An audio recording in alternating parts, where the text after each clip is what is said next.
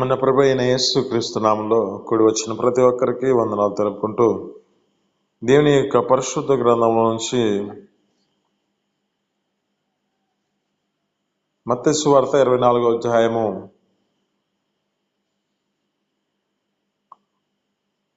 4వ వచనం మనం చదువుకుందామండి. మత్తయి సువార్త 24వ అధ్యాయము 4వ వచనం.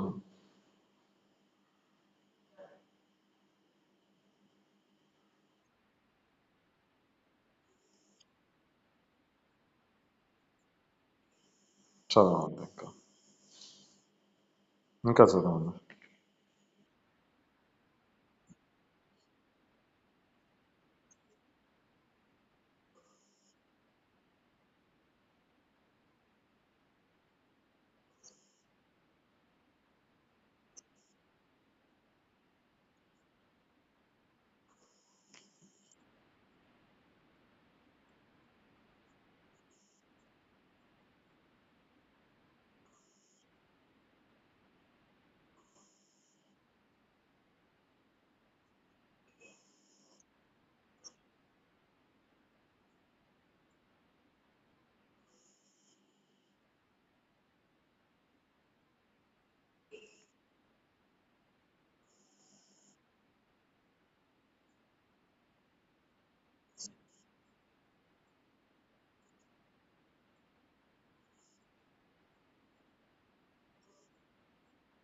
ఆమేన్.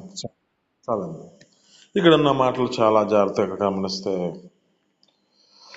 ప్రభు అయిన యేసుక్రీస్తు మనతో మాట్లాడుతున్న మాటల్లో చాలా చక్కగా గమనిద్దాం. అక్కడ ఉన్న పరిస్థితులను గుర్తు చేస్తున్నాడు దేవుడు. ఆ దినములలో ఉన్న పరిస్థితులు కానీ రాబో దినాలకు ఒక సూచనగా కానీ ఇక్కడున్న ఆ శిష్యుల వద్దకు ప్రశాంతంగా కూర్చున్నప్పుడు ఆ రాకడ వాళ్ళు అడుగుతున్నారు, అయ్యా రాకడ యుగ సమాప్తికి సూచనలేవా అని మాతో చెప్పమని అడుగుతున్నారు. అయితే వారు చూస్తున్నారు. ప్రభు అయిన యేసుక్రీస్తు అంటున్నాడు, ఏమంటున్నాడంటే యేసు వారితో ఇట్లా అంటున్నాడు, ఎవడు మిమ్మల్ని మోసపరచకుండా చూచుకోండి. అంటే రాకడ యొక్క సమయంలో మోసపరిచే పరిస్థితులు ఉంటాయి.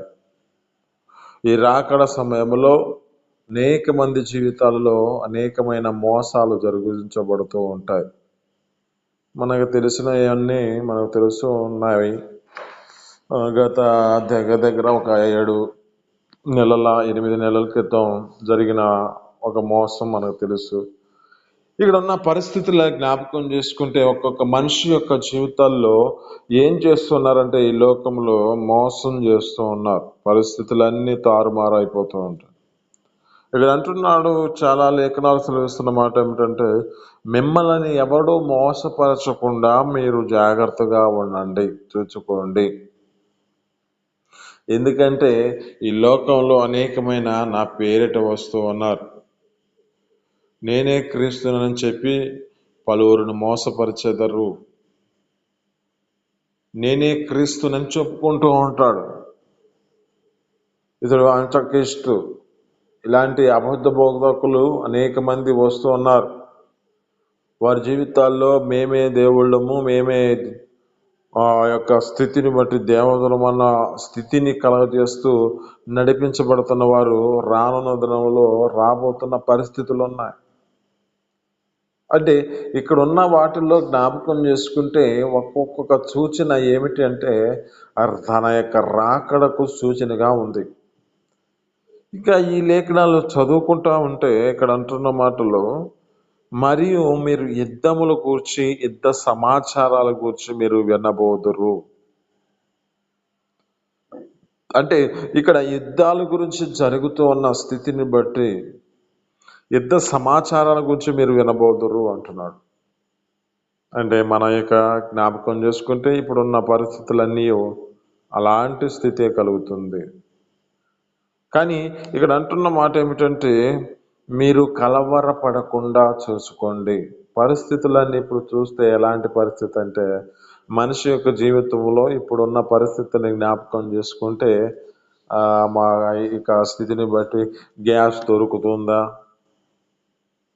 ఈ లోకంలో ఉన్న పరిస్థితులు బట్టి రానున్న దానిలో మనం బ్రతికే పరిస్థితి ఉందా అని ఆలోచిస్తున్న పరిస్థితులు కొన్ని మందికి ఉంటున్నాయి. ఇంకా రానున్న దానిలో ఇంకా ఎలాంటి పరిస్థితి వస్తుందో ఇక్కడ మనం జ్ఞాపకం చేసుకుంటే స్పష్టంగా కనపడుతూ ఉంటాయి. అక్కడక్కడ కరువులు, భూకంపాలు, వేదన కలిగే ప్రారంభం అంటే ఇది. అంటే ఇక్కడ ఉన్న మాటలు చాలా చక్కగా గమనిస్తే మనం యుద్ధ సమాచారాల గురించి మనం వినబోతున్నాం. యుద్ధ సమాచారాలు ఇప్పుడు కనబడుతూ ఉన్నాయి. అక్కడున్న పరిస్థితులన్నీ ఇప్పుడు రాజ్యాల మీదకి రాజ్యాలు లేస్తూ ఉన్నాయి. ఈ యొక్క పరిస్థితులు ఎందుకు కలుగుతున్నాయి అంటే రానున్న దినాలలో ఆయన రాకడకు ముందుగా జరిగే ఈ సూచనలంట. ఈ రాకడకు సూచనలుగా ఉన్న పరిస్థితులను బట్టి మనం ఏం చేయబడాలి అంటే మన జీవితాలను చాలా జాగ్రత్తగా గమనించుకుంటూ నడిపించబడాలి. ఒకటి, మోసపరచకుండా మన జాగ్రత్తగా మన జీవితాన్ని చూసుకుంటూ ఉండాలి. రెండు, ఆయన పేరిట నేనే క్రీస్తునని చెప్పే వారు వస్తున్నారు. ఆ క్రీస్తును చెప్పుతూ వారు మోసపరుస్తున్నారు కనుక మనము క్రీస్తు నిజమైన దేవుని యొక్క బోధిస్తున్న బోధన మనం వింటున్నామో లేక నేనే దేవుడిని అని చెప్పుకునే వారి యొక్క జీవితాల్లో వెంబడిస్తున్న పరిస్థితి ఉంటుందో. లోకంలో అనేక మంది జీవితాలలో అదే పరిస్థితి కలుగుతుంది. మనిషి యొక్క జీవితం ఎలాంటి పరిస్థితికి వచ్చిందంటే ఇప్పుడు నేనే దేవుడిని అంటూ ఉన్న పరిస్థితులు కొన్ని ప్రాంతాల్లో ఆ యొక్క వ్యక్తి అలాంటి స్థితిని కలగజేసి నడిపించబడిన పరిస్థితి కనపడుతూ ఉంటుంది. కానీ వారి జీవితాలలో ఆ స్థితిని బట్టి వారున్న జీవితాన్ని బట్టి వారికి ఉన్న ఆ ప్రదేశం అంతటా నాశనం అయిపోతున్న పరిస్థితులు కనబడుతున్నాయి. ఇంకా జ్ఞాపకం చేసుకుంటే ఉన్న స్థితిని బట్టి ఆ యొక్క జరిగిన ఒక అమెరికాలో జరిగిన ఒక పరిమాణం బట్టి అంటే ఈ దేవుని వారు తక్కువ అంచనాగా వేస్తూ తమ జీవితాలు నడిపించబడుతున్న పరిస్థితుల్లో జ్ఞాపకం చేసుకుంటే వారు నోటి ద్వారా ఏది పడితే అది మాట్లాడుతూ తమ జీవితాలు నడిపించబడిన పరిస్థితిలో వారికి ఏం జరిగిందంటే ఆ నోరు ఆగిపోయింది. వారున్న ప్రదేశం అంతా కాలిపోయింది. ఇదంతా పరిమాణం ఎందుకు కలుగుతుందంటే దేవుని యొక్క రాకడకు ముందుగా కలుగుతున్న ఉగ్రతకు సూచనగా కనబడుతున్న స్థితి. ఇక్కడ అన్న మాటలు చాలా జాగ్రత్తగా గమనిద్దాం. మనం మోసపరచకుండా మన జీవితాలను జాగ్రత్తగా కాపాడుకుంటూ అలాగే మనం మనకు బోధిస్తున్న బోధ ఎలాంటి బోధ, అది క్రీస్తుని గురించి బోధ ఉందా లేకపోతే అది సొంతగా తమ జీవితాలు ఆలోచిస్తూ నేనే క్రీస్తునని చెప్పుకుంటున్న వారు పలువురు అనేక మంది మోసపరిచే వారు వస్తున్నారు. ఇప్పుడు అబద్ధ బోధకులు వస్తున్నారని చెప్తుంది. ఇంకా మనం చాలా కిందకి చదువుకుంటా వస్తూ ఉంటే అక్కడ అంటున్న మాటలు చాలా జాగ్రత్తగా గమనిస్తాయి. యుద్ధ సమాచారాలు గురించి వింటున్నామని చెబుతూ జనములు రాజ్యములకు మీదకి రాజ్యాలు లెగిస్తున్నాయి. అక్కడక్కడ కరువులు, భూకంపాలు కలుగును. ఇవన్నీ వేదనలకు ప్రారంభము. ఇవన్నీ జరుగుతాయి. ఇవన్నీ ఇది ప్రారంభమే. అయితే అక్కడ అంటున్న మాటలు ఇంకా అప్పుడు జనులు మిమ్మల్ని శ్రమల పాలు చేసి చంపెదరు. మీరు నా నామ నిమిత్తము సకల జనుల చేత ద్వేషింపబడతారు. మనుషులకు కలుగుతున్న పరిస్థితులు ఇవే కాదండి. ఇప్పుడున్న క్రైస్తవులను అనేక మంది జీవితాలలో చంపుతూ ఉన్న పరిస్థితులు, అనేక మందిని ఆయన నామ నిమిత్తం వచ్చి జనులందరినీ ద్వేషిస్తున్న పరిస్థితులు, అక్కడక్కడ సువార్తలను ప్రకటించకుండా చేస్తున్న పరిస్థితులు కనబడుతున్నాయి. ఇవన్నీ ఎందుకు అంటే ఆయన రాకడగా ముందు జరిగేవి అన్ని సూచనలు అంట. ఇంకా అంటున్న మాటలో అనేకులు అభ్యంతరపడి ఒకరినొకడు అప్పగించుకొని ఒకరినొకడు ద్వేషించరు. అయితే అనేకులు అబద్ధ ప్రవక్తలు వచ్చి పలువురిని మోసపరచెదరు. అయితే అక్రమం విస్తరించట చేత అనేకుల యొక్క జీవితాలలో ప్రేమ చల్లారిపోతుంది. ఇప్పుడున్న పరిస్థితులు అదే. మనిషి జీవితంలో స్వార్థపూరితమైన పరిస్థితి కనబడుతుంది. అనేక మంది తమ జీవితాల్లో ఏం చేస్తున్నారంటే ఆ యొక్క అక్రమము విస్తరించు చేత మనిషి ఆ ప్రేమలో ఆ చల్లారిపోతున్న పరిస్థితులు ఉన్నాయి. మనుషుని ప్రేమించుకోలేని పరిస్థితులు కాదు, కానీ ద్వేషిస్తూ తమ జీవితాల్లో ఉన్న అనేకమైన వారిని హతము చేస్తున్న పరిస్థితులు కనపడుతూ ఉన్నాయి.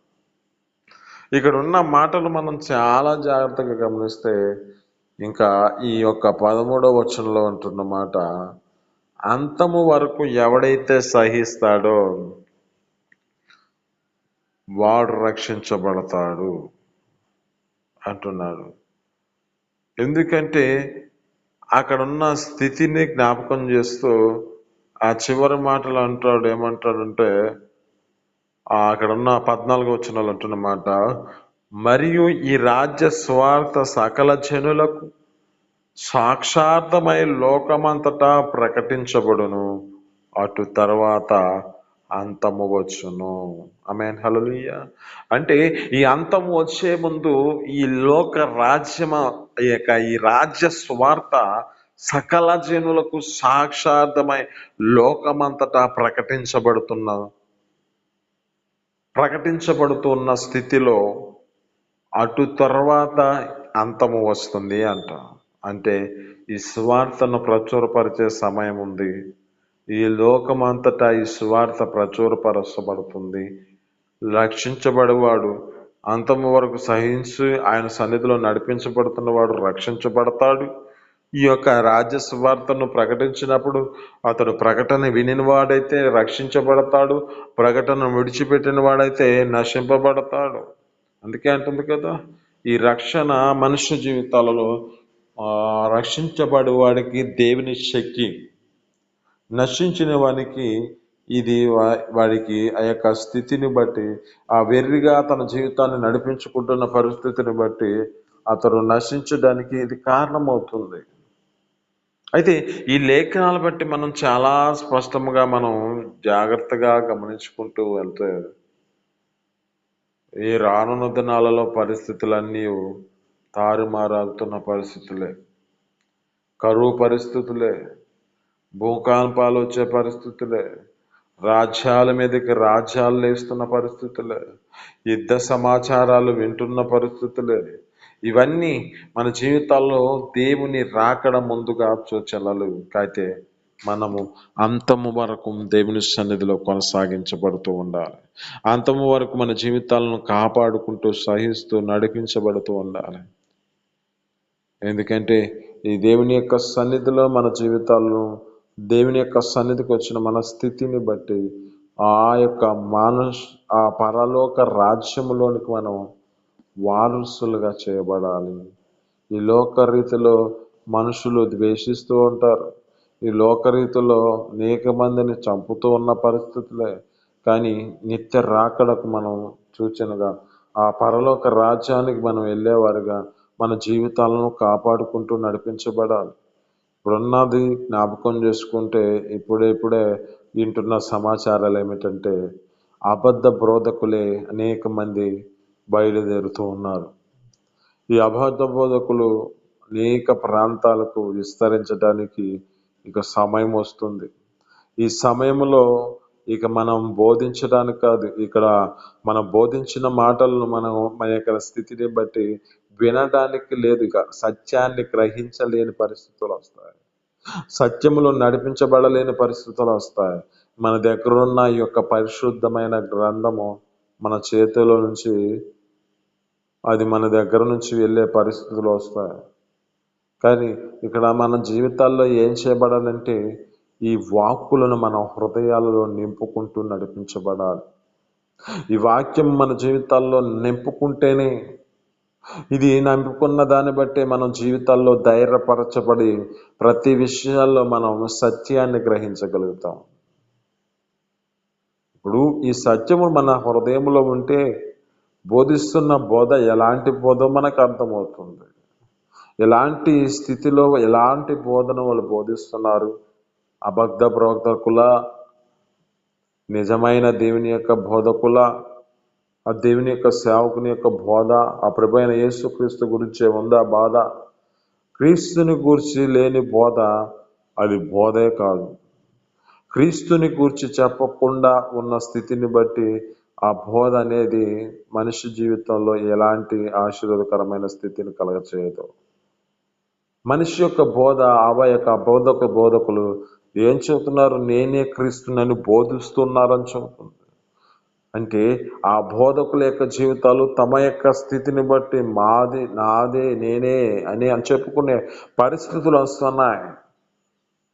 కనుక మనము ప్రతి బోధను వింటున్నాం. మన జీవితాలలో బోధలో సత్యమును గ్రహించాలి. సత్యమైన బోధ ఏమిటో మనం గ్రహించాలి. ఆ సత్యం ఏం చేయబడాలంటే మనం సర్వ సత్యంలోనికి నడిపిస్తుంది. కనుక ఆ సత్యమైన బోధను మనం అంగీకరిస్తూ మన యొక్క హృదయాలలో ఆ ప్రభువైన యేసుక్రీస్తుకు చోటు ఇవ్వాలి. ఎందుకంటే ఇంక ఈ యొక్క రానున్న దినములలో ఈ సమాచారాలు వింటున్న పరిస్థితులలో ఏ పరిస్థితికి వెళ్తున్నామో కనబడుతున్న సూచనలు ఇవి కరువు స్థితి వస్తుంది, భూకంపాలు వస్తాయని చెబుతున్నారు. ఇవన్నీ జరగాల్సిన స్థితి ఉంది. దేవుని యొక్క పరిశుద్ధ గ్రంథంలో రాసిన మాటల్లో ఏది తప్పిపోవడానికి ఏ మాత్రం సందేహం లేదు. కానీ మన జీవితాల్లో వీటిలో మనం వింటున్న పరిస్థితులను బట్టి వినబోదురు, కానీ ధైర్యంతో నింపబడాలి. ప్రతి విషయాల్లో మనం ధైర్యం కలిగి నడిపించబడాలి. ఒక షడ్రక్, మెషక్, అబేద్నెగో గారు ఏ విధంగా నడిపించబడ్డాయి, వారి జీవితాలు కాపాడుకున్నారో రానున్న దినాల్లో ఆ యొక్క స్థితిని బట్టి మన జీవితాలలో కూడా అదే పరిస్థితులు కలగవచ్చు. ఒక నెబుకద్నెజరు ఎలాంటి బొమ్మను, ప్రతిమకు నమస్కరించమని ఒక బొమ్మను సిద్ధపరిచాడు. రానున్న దినములలో పరిస్థితిని బట్టి ఇప్పుడున్న ఆ యొక్క వ్యక్తి, అధికారం చేత నింపబడుతున్న వ్యక్తి ఆ రానున్న దినాలలో ఒక ప్రాంతంలో ఒక విగ్రహాన్ని చేశాడు. మరి అదే విగ్రహం అయితే లేక దేవుని సన్నిధిలో అదే విగ్రహం అయిద్దో లేక ఇంకొకటి ఏమైనా సృష్టించుకుంటాడో తెలియదు. కానీ దేవుని యొక్క లేఖనాలు బట్టి, చదువుతున్న మాటలు బట్టి ఇవన్నీ ముందు జరగబోయే సూచనలుగా కనబడుతున్న స్థితి కనబడుతుంది. అయితే నీవు ఒక దానియేలు వలె నీ జీవితంలో నీ స్థితిని బట్టి నడిపించబడాలి. ఒక మొర్దెకై వలె నీ జీవితం నడిపించుకోవాలి. ఎలాంటి స్థితి అంటే, నేను మా దేవునికి తప్ప నేను ఇంక ఏ ప్రతిమకి నమస్కరించను, మా దేవుడికి తప్ప నేను ఆ విధమైన స్థితి సాష్టాంగ నమస్కారం చేయను. అంటే ఇక్కడున్న మాటలను చాలా జాగ్రత్తగా గమనిస్తే వారి యొక్క పరిస్థితులలో జ్ఞాపకం చేసుకుంటే నిలిచి ఉన్నారు. వాళ్ళు మొర్దెకై నిలిచి ఉన్నాడు, దానియేలు గారు నిలిచి ఉన్నాడు. అక్కడ అంటాడు, ఏమంటున్నాడు? మీరు చంపినా బాధ లేదు, మా దేవుడు రక్షించుటకు సమర్థుడు అని ఒక ధైర్యంతో నడిపించబడుతున్న స్థితి కనబడుతుంది. నీకు కలిగే పరిస్థితుల్లో అలాంటివే కలగవచ్చు. ఆయా ప్రాంతాల్లో పరిస్థితులను కలుగుతూ ఉన్నాయి. సువార్తను ప్రకటించే వారిని వారి దేవుని యొక్క నామాన్ని స్మరించమంటున్నారు. వారి యొక్క దేవునిని పేరును వారి నోటి ద్వారా అంటూ ఉన్నారు. మా లేఖనాలు బట్టి, చదువుతున్న మాటలు బట్టి మనకిచ్చిన దేవుణ్ణి తప్ప ఇంకొక దేవుణ్ణి ఉచ్చరించకూడదు. కానీ వారు వ్యతిరేకమైన స్థితిలోనికి తీసుకురావాలని, వారి జీవితాలను ఈ విధమైన స్థితిలోనికి తీసుకురావాలని ఆలోచనలతో నడిపించబడుతున్న పరిస్థితులు ఉన్నాయి. కానీ నీవు ఆ దేవుని సన్నిధిలో ధైర్యంతో నడిపించబడాలి. అప్పుడు నీ స్థితిని బట్టి ఆ రానున్న దినాలలో ఆ నిత్య జీవార్థమైన పరలోకంలో నీ యొక్క స్థానం ఉంటుంది. కానీ దానికి లొంగిపోయిన పరిస్థితి ఉంటే ఇక నీ జీవితం విడువబడే పరిస్థితి ఉంటుంది. మనకు తెలిసిన ఒక చిన్న స్టోరీ జ్ఞాపకం చేసుకుంటే, ఆ యొక్క చిన్ననాటిలో హతసాక్షుల యొక్క ఆ, ఉన్నది ఒక మాట, ఒక బుక్, ఒక వీడియో. అంటే అది జ్ఞాపకం చేసుకుంటే ఒక చిన్ని బిడ్డ, వాళ్ళందరూ దేవుని నమ్ముకొని చేస్తున్న పరిస్థితులు బట్టి ఆ యొక్క దినాలలో అనేక మంది ఆ యొక్క మిలిటరీ వారందరూ కలిసి ఎక్కడైతే స్వార్థను ప్రకటిస్తున్నారో అక్కడ అనేక మంది చంపుతున్న పరిస్థితులు అవి. అయితే ఈ స్వార్థను వింటున్న ఒక వ్యక్తి అక్కడ ఆ యొక్క స్వార్థను ఒక వ్యక్తి ఉంది. ఆయన ఆ యొక్క స్థితిని బట్టి ఒక వ్యక్తి తనకు కలిగిన కుమార్తెను తీసుకొని అక్కడ ఆ ప్రాంతాల స్వార్థను వింటున్న వ్యక్తి. అయితే వారి అధికారం చేత వారు అనేక మంది సోతుతూ ఉన్నారు. అయితే వారు అక్కడ ఉన్న పరిస్థితులు జ్ఞాపకం చేసుకుంటే ఆమె యొక్క జీవితంలో జ్ఞాపకం చేసుకుంటే మోగవాదానిగా ఉన్న పరిస్థితి. ఆమెను గమనించాడు ఒక మిలిటరీ వాడు, అలాంటి స్థితిలో నడిపించబడుతున్నారు. అయితే అది వారు క్రైస్తవులని గ్రహించలేదు, కానీ ఆ దేవుని ఎదుట తమ జీవితాలు నడిపించబడిన దాన్ని బట్టి ఆమెకు స్వరంనిచ్చాడు. అయితే ఒక దినమున అనేక మందిని ఏం చేస్తున్నారంటే అడవులలో పట్టుకున్నారు. వీళ్ళందరూ ఒక సాట చేయట్లా. ఆ అడవులోకి వెళ్ళినప్పుడు వారు ఆ పరిచర్లో చేస్తున్న పరిస్థితిని బట్టి అక్కడ బైబిల్ పెట్టి వారిని చేత ఉమ్ము వేస్తున్న పరిస్థితి. దీని మీద వేసి మీరు బయటికి వెళ్ళిపోండి. అనేక మంది వెళ్ళిపోతూ ఉన్నారు, కానీ ఈ చిన్న బిడ్డ దాని మీద ఊయకుండా పక్కన నిలబడుతుంది. దినము నీతో మాట్లాడుతున్న మాటలను బట్టి నీ జీవితంలో ఆ దేవుని యొక్క సన్నిధిలో ఆ పరిశుద్ధతలో నువ్వు నిలబడగలుగుతున్నావా? ఆ దేవుని యొక్క నామమును వ్యతిరేకంగా వస్తున్న పరిస్థితులే కానీ నువ్వు ఆ దేవుని నామాన్ని స్మరించుకుంటూ ఆ దేవుని స్తుతించే విధంగా నువ్వు మార్చబడాలి. కానీ దానికి వ్యతిరేకంగా నిన్ను పురుకొల్పిన నువ్వే మాత్రము దేవుని సన్నిధిలో అలాంటి స్థితిని కలుగ చేసుకోవద్దు. ఆ నామమును స్మరించకూడదు, ఆ యొక్క నామమును ఉచ్చరించకూడదు, కానీ ఆ ప్రతిమకు నమస్కరించకూడదు. కానీ మన జీవితాలను కాపాడుకుంటూ ఆ నిత్య రాకడకు సూచనలైనను ఆ నిత్య జీవాంతమైన పరలోక రాజ్యానికి మన జీవితాలను సిద్ధపాటు కలిగి ఉందాం. ఎందుకంటే ఇవి వస్తున్న సమాచారాలని ఇవన్నీ ఇవే. వేదనకు, కరువుకు, మిమ్మల్ని హింసిస్తారు, చంపెదరు, బాధిస్తారు, మిమ్మల్ని ద్వేషిస్తారు. ఈ పరిస్థితులు ఉంటాయి మనిషికి, క్రైస్తవుడికి తప్ప ఇంకా ఎలాంటి వారికి ఉంటాయి. అందుకే అంటాడు, క్రీస్తునందు బ్రతకను ఉద్దేశించేవాడు హింస పొందుతాడు. పొందకుండా మనిషి జీవితాల్లో ఒక ఆశీర్వాదం లేదు. బాధపడకుండా తన జీవితంలో కష్టం లేకుండా ఒక సుఖము ఉండదు కదా అనే స్థితిని బట్టి జ్ఞాపకం చేసుకుంటే, అయితే మన జీవితాలలో వేదనకరమైన పరిస్థితే కానీ మన జీవితాలలో కానీ ఒక జీవార్థమైన ఒక పరలోక రాజ్యంలో మనం పేరు లిఖితం చేస్తుంది. హల్లెలూయా. మరి ఆ జీవార్థమైన పరలోక రాజ్యంలోనికి వెళ్ళాలంటే మనం ద్వేషించబడతాం, హేళన చేయబడతాం, హింసిస్తారు, మన జీవితాలను కొన్ని మందిని చంపే పరిస్థితులు ఉంటాయి. మనకు తెలిసిన యొక్క వ్యక్తి పగడాల ప్రవీణ్ గారిని ఏ పరిస్థితికి తీసుకెళ్లారో మనకు కనబడుతుంది. మంచి మంచి సేవకులు మనం కోల్పోయాం.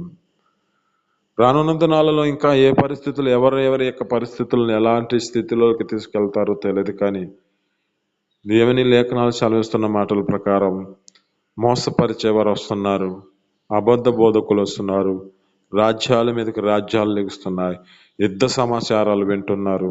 ఈ పరిస్థితులన్నీ బట్టి రాకడకు ముందుగా సూచనలు, కానీ అంతము వరకు సహించి వాడు మాత్రం రక్షించబడతాడంటుంది. అయితే లోక రాజ్య అంతటా దేవుని స్వార్థను ప్రకటిస్తుంది. అప్పుడు ప్రకటించినప్పుడే దీనికి అంతం వస్తుందని చెబుతున్నాడు. కనుక మన జీవితాలను కాపాడుకుంటూ ఏ పరిస్థితిలో కృంగిపోక, ఎలాంటి ద్వేషించబడుతున్నా, ఎలాంటి హేళనకరమైన పరిస్థితికి తీసుకొచ్చినా, చంపే స్థితి వచ్చినా ఆ దేవుని నామమును మాత్రము విడవద్దు. ఆ దేవుని నామమును స్మరించుకుంటూ జీవిద్దాం. ఈ మాటలు మేనికుల్లో దీవించి ఫలించును గాక. ఆమేన్. చిన్ని ప్రార్థన. పరిశుద్ధుడ జీవాధిపతి, ఆశ్చర్యకరుడ, మహోన్నతురానికి స్తోత్రాలు. మీ అపారమైన ప్రేమ చేత అయ్యా నా తండ్రి ఉదయకాలం మీరు మాట్లాడిన మాట బట్టి నేను స్తోత్రాలు. నీ రాకడకు ముందుగా సూచనలు జరిగే అయ్యా పరిస్థితులను గుర్తు చేశారు. మా జీవితాలు మేము కాపాడుకుంటూ అయ్యా మోసపరచకుండా జీవించే కృపను మాకు దయచేయండి. అయ్యా నా తండ్రి వేళకరమైన పరిస్థితులు వస్తాయంటున్నావు, చనిపోయే స్థితి వస్తుందంటున్నావు, ద్వేషించబడే పరిస్థితులు వస్తున్నాయి అంటున్నావు. అయినా నా తండ్రిని సహించువాడు రక్షించబడతాడు అంటున్నావు. అట్టి కృపలో మా జీవితాలను కాపాడుకునే కృపను మాకు దయచేసి నీకు మహిమ తెచ్చుకోమని యేసు పరిశుద్ధ నామములో పొందుకొని చేస్తున్నాను తండ్రి. ఆమేన్.